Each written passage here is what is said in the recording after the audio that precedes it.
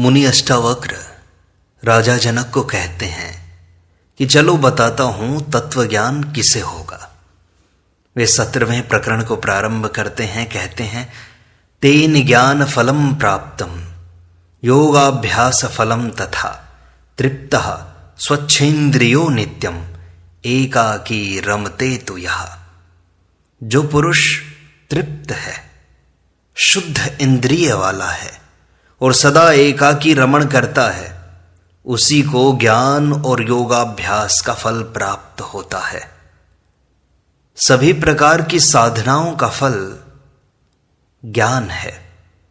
भक्ति हो या उपासना, ध्यान हो या समाधि, योगाभ्यास हो अथवा सांख्य, तंत्र हो या हठ योग, सबकी अंतिम उपलब्धि, अंतिम फल ज्ञान ही है एवं ज्ञान का फल ही मुक्ति है। किंतु ज्ञान प्राप्ति के बाद यदि पुरुष तृप्त नहीं है, उसकी वासनाएं अभी दौड़ रही हैं, वह उद्विग्न है, चिंतित है, तो इसका अर्थ है ज्ञान प्राप्त करके भी वह उसका पूर्ण लाभ प्राप्त नहीं कर सका है, उसे इस ज्ञान का फल मिला नहीं। यदि ज्ञान प्राप्त करके भी उसकी इंद्रियां शुद्ध नहीं हुई हैं, अभी भी विषयों की ओर दौड़ती हैं, यदि वह एकाकी रहने से घबराता है, वह समूह में रहना ही चाहता है, आश्रम बनाकर, मठ बनाकर, अनेक शिष्य बनाकर, उनमें रहकर अपने अहंकार को तृप्त करता है, तो उसे आत्मज्ञान का लाभ हुआ नहीं है। अष्टावक्र कहते हैं कि आत्मज्ञान एवं योगाभ्यास से जो स्वचेतना को उपलब्ध हो गया है, वह अपने आप से तृप्त हो गया है। तृप्ति के लिए उसे अन्य की अपेक्षा नहीं है, वह शुद्ध इंद्रियों वाला हो गया है, जिससे उसकी इंद्रियां विषयों की ओर नहीं भागती, यथा प्राप्य से गुजारा कर लेता है, वासना से नहीं।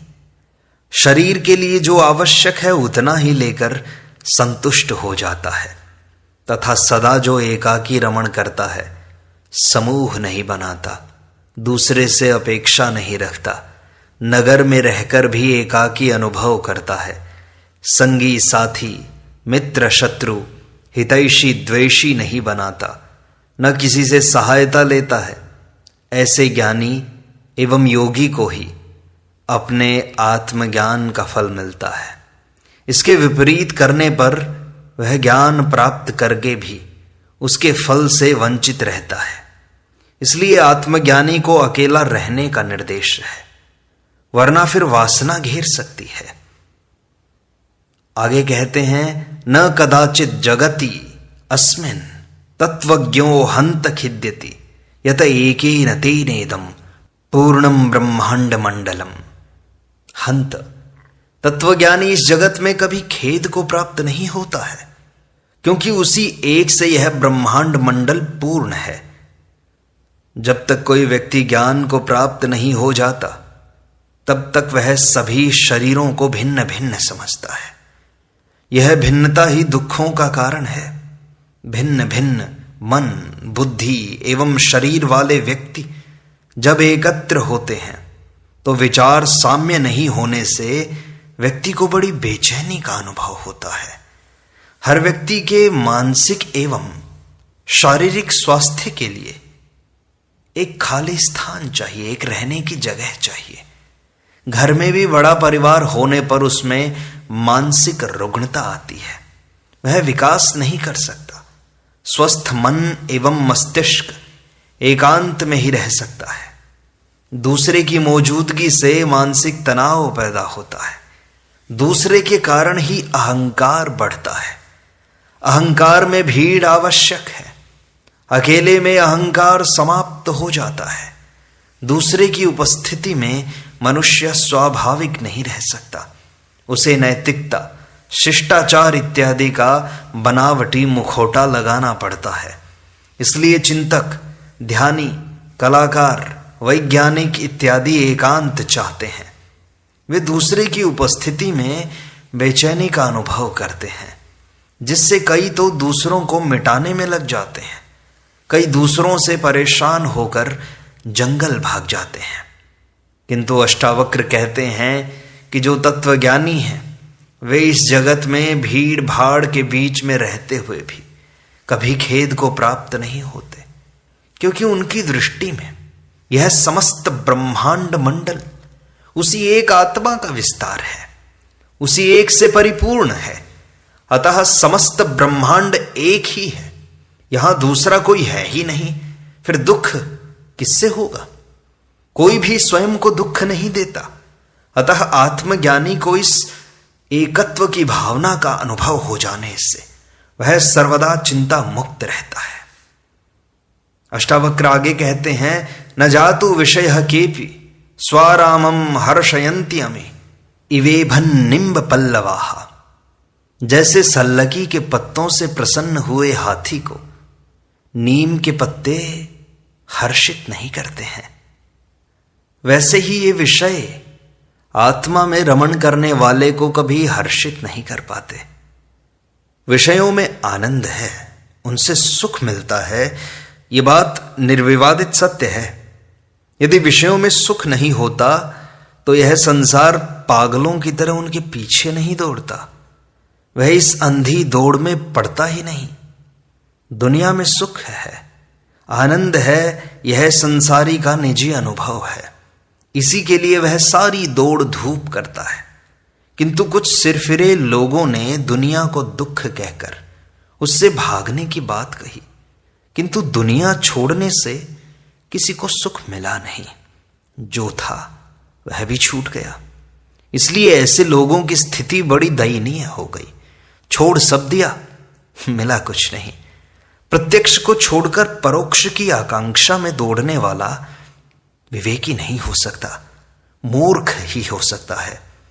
छोड़ना मिलने की शर्त तो नहीं है। यदि उच्च मिल गया तो निम्न अपने आप छूट जाएगा, छोड़ना नहीं पड़ेगा।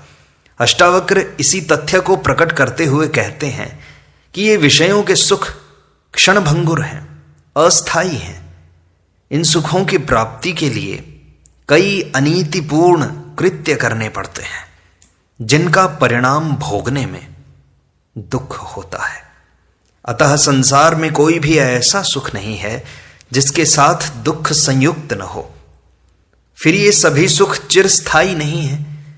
आत्मानंद का सुख ही चिरस्थायी है, वरना सुख नहीं मिल सकता। आत्मा का सुख स्वयं का है, उसमें दूसरा होना आवश्यक नहीं है। इसलिए जिसने आत्मानंद का स्थायी सुख प्राप्त कर लिया, जो नित्य आत्मा में ही रमण करने वाला हो, उसे ये सांसारिक सुख फीके ज्ञात होते हैं। इसलिए वह इनमें कभी रुचि नहीं लेता। जिस प्रकार सल्लकी के पत्तों से प्रसन्न हुए हाथी को नीम के पत्ते कभी हर्षित नहीं करते, किंतु कई अज्ञानियों ने इससे उल्टा करना आरंभ किया कि पहले छोड़ो फिर मिलेगा। इससे दुनिया विकृत हुई, छूट भी गया और मिला भी कुछ नहीं। ऐसा उपदेश दुनिया के लिए अभिशाप बन गया, वरदान तो नहीं बना। अष्टावक्र आगे कहते हैं, यस्तु भोगेषु भुक्तेषु न भवति अधिवासितः अभुक्तेषु निराकांक्षी तादृशो भव दुर्लभः। जो भोगे हुए भोगों में वासना नहीं रखता तथा भोगे हुए विषयों के प्रति आकांक्षा नहीं करता, ऐसा मनुष्य संसार में दुर्लभ है। अष्टावक्र का सारा उपदेश साधना सूत्र नहीं है, बल्कि सिद्ध व्यक्ति आत्मज्ञानी के लिए कहे गए सूत्र हैं कि आत्मज्ञानी का व्यवहार किस प्रकार का हो जाता है, वो बता रहे हैं। यह आत्मज्ञान की कसौटी है। इन्हें साधना के रूप में लेने पर व्यक्ति चूक जाएगा। जो इन्हें साधना सूत्र मान लेता है वो जरूर भटकेगा। सब कुछ छोड़ देने से आत्मज्ञान नहीं होता। इस सूत्र में भी अष्टावक्र कहते हैं कि आत्मज्ञान को उपलब्ध व्यक्ति संसार में दुर्लभ हैं। गीता में भी कहा है, हजारों मनुष्यों में से कोई एक अंतःकरण की शुद्धि के लिए प्रयत्न करता है। फिर उनमें से भी कोई विरला पुरुष आत्मा को यथार्थ जानता है। ऐसे आत्मज्ञानी ही भोगे हुए विषयों के प्रति वासना नहीं रखते, क्योंकि वह स्मृति से ही मुक्त हो जाते हैं। यदि वह भी वासना रखता है, इसका अर्थ है उसे आत्मानंद प्राप्त नहीं हुआ, उसे विषयानंद ही भले लगते हैं। ऐसा ज्ञानी भोगे विषयों के प्रति भी आकांक्षा नहीं करता, क्योंकि ये आकांक्षाएं, इच्छाएं ही उसे पुनः विषयों की ओर ले जाती हैं। ऐसा व्यक्ति ही आत्मज्ञानी है, जो संसार में दुर्लभ है। वह आत्मा में ही सदा तृप्त रहता है। अष्टावक्र आगे कहते हैं, बुभुक्षुर इह संसारे मुमुक्षुर अपि दृश्यते, भोग मोक्ष निराकांक्षी विरलो ही महाशया। इस संसार में भोग की इच्छा रखने वाले और मोक्ष की इच्छा रखने वाले दोनों देखे जाते हैं, लेकिन भोग और मोक्ष दोनों के प्रति निराकांक्षी विरला महाशय ही मिलेगा। जब चित्त सभी प्रकार के विक्षेपों से शांत हो जाता है, तो वही तो मुक्ति है। वासना के कारण ही चित्त में तरंगे उठती हैं। ये विभिन्न तरंगे ही मोक्ष में बाधक हैं। ये तरंगे सांसारिक विषय वासना की हों, चाहे मोक्ष प्राप्ति की आकांक्षा की, हैं तो तरंगे ही ना। जो मोक्ष की भी चाह करता है, उसकी चिंता करता है, उसके लिए प्रयत्न करता है, उसका मन अशांत रहता ही है। यह अशांति ही मोक्ष में बाधक है। संसारी हमेशा आकांक्षा में ही जीता है, वह वासना में ही जीता है। कभी वह भोग की इच्छा करता है तो कभी मोक्ष की, किंतु वह इस रहस्य को नहीं जानता कि यह इच्छा मात्र बंधन है। सभी साधु संत संसार छोड़ने का उपदेश देते हैं, खाना पीना वस्त्र एवं घर बार छोड़ने का, छुड़ाने का उपदेश देते हैं। दीक्षा दे देकर साधु बनाने में लगे हैं, किंतु कोई इस रहस्य को नहीं जानता और न ही बताता कि संसार बंधन नहीं, तुम्हारी इच्छाएं मात्र बंधन है। इन्हें छोड़ना ही मुक्ति है। इसलिए अष्टावक्र कहते हैं कि भोग और मोक्ष दोनों के प्रति जो निराकांक्षी है, जिसकी दोनों में इच्छा नहीं है, ऐसा व्यक्ति ही मुक्त है। किंतु ऐसा विरला महाशय ही मिलेगा। केवल आत्मज्ञानी की ही ऐसी स्थिति होती है। अज्ञानी तो दोनों में ही इच्छा रखने वाला होता है। उसे तो ये संसार के भोग भी चाहिए और उसे मोक्ष भी चाहिए। वो मुक्त भी होना चाहता है और इन संसार के बंधनों को भी भोगना चाहता है।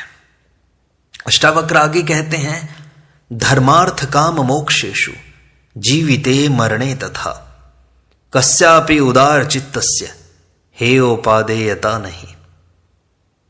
कोई उदार चित्त ही धर्म, अर्थ, काम, मोक्ष, जीवन और मृत्यु के प्रति हेय और उपादेय का भाव नहीं रखता। आत्मज्ञानी ही उदार चित्त वाला होता है, क्योंकि उसी को इस संपूर्ण सृष्टि में एक आत्मा ही दिखाई देती है। उससे भिन्नता कहीं दिखाई नहीं देती।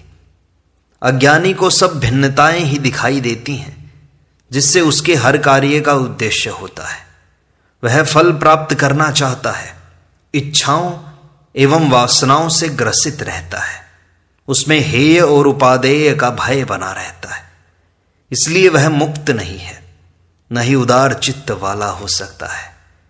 केवल आत्मज्ञानी ही धर्म, अर्थ, काम और मोक्ष तथा जीवन और मृत्यु के प्रति भी हेय और उपादेय का भाव नहीं रखता। न ही इन्हें ग्रहण करने योग्य समझता है, न त्याग, न इन्हें निंदित समझता है, न ही प्रशंसनीय, न इन्हें घृणित समझता है, न उपयोगी। आत्मज्ञानी की ही ऐसी स्थिति होती है, अतः वही जीवन मुक्त है। ऐसी स्थिति को उपलब्ध हो जाना ही मोक्ष है। अष्टावक्र आगे कहते हैं, वांछा न विश्व विलये द्वेषस्तस्य च स्थितौ यथा जीविकया तस्मात् धन्य आस्ते यथा सुखम। जिसमें विश्व के विलय की इच्छा नहीं है, और न उसकी स्थिति के प्रति उसके मन में द्वेष है। इसलिए वह धन्य पुरुष यथा प्राप्य आजीविका से सुखपूर्वक जीता है। देखो, दुनिया में अनेक लोग हैं जो सृष्टि की स्थिति एवं विलय से बड़े चिंतित हैं, जैसे सारी सृष्टि उन्हीं के चलाने से चल रही है, उन्हीं के विचारों, उन्हीं के सिद्धांतों, उन्हीं की मान्यताओं से सृष्टि घूम रही है, उन्हीं के इशारे पर ये सारा संसार नृत्य कर रहा है। यदि वे न होते तो कब का सृष्टि का प्रलय हो चुका होता। ऐसे व्यक्ति ही दुनिया को सदा भयभीत करते रहते हैं कि सृष्टि का विलय निकट है, प्रलय आने वाला है, सब चले जाएंगे, सारा संसार मिट जाएगा, 20वीं शताब्दी के अंत तक प्रलय हो जाएगा, फिर नया युग शुरू होगा, सतयुग आएगा, अत्याचार बढ़ रहे हैं, अतः अवतार होगा जो दुष्टों को दंड देगा। कुछ लोग हैं जो दुनिया की वर्तमान स्थिति से बड़े चिंतित हैं। वे कहते हैं कि आज की दुनिया सबसे निकृष्ट है, निकम्मी है, नाकारा है। जितनी चोरियां, हत्याएं, बलात्कार, डकैतियां, भ्रष्टाचार, रिश्वतखोरी, शोषण, अनैतिकता, झूठ, फरेब, धोखा, बेईमानी आज है, इतनी पहले कभी किसी युग में नहीं हुई। मनुष्य पतन की पराकाष्ठा को शिखर तक पहुंच चुका है, वह पशु से भी बदतर हो गया है। अष्टावक्र कहते हैं कि इन दोनों ही प्रकार की धारणा वाले व्यक्ति दुखी होते हैं, अशांत होते हैं। वह ज्ञानी ही धन्य है जिसमें न विश्व के विलय की इच्छा है, न इसकी स्थिति के प्रति कोई द्वेष है, क्योंकि वह तो साक्षी हो गया है, दृष्टा बन गया है, केवल देख रहा है सुख दुख आने वाले विचारों को, दृष्टा मात्र है। राग द्वेष, आसक्ति विरक्ति, इनसे भी पार हो गया है, आसक्ति से भी पार है और ध्यान देना विरक्ति से भी पार हो गया है। इसलिए वह न तो अधिक की कामना करता है और न ही कुछ भी न होने पर वह दुखी होता है। न तो इस संपूर्ण संसार का वैभव उसे चाहिए, ऐश्वर्य उसे चाहिए, और न ही उसे दुख या दरिद्रता से कोई फर्क पड़ता है, बल्कि यथा प्राप्य जो कुछ मिल जाता है या जो कुछ उसे मिला हुआ है, उसी आजीविका से वो गुजारा करता हुआ सुखपूर्वक, आनंदपूर्वक, साक्षी भाव से दृष्टा बन करके जीता है। उसे राग और द्वेष से कोई लगाव नहीं है, न राग से न द्वेष से। इन दोनों को छोड़कर बैठा है वो, साक्षी बन करके, दृष्टा बन करके। उसी को मोक्ष प्राप्त हो सकता है, वही तत्व ज्ञान का अधिकारी है। इस प्रकार अष्टावक्र गीता का यह भाग यहीं संपूर्णता को प्राप्त होता है। शेष अगले अंक में।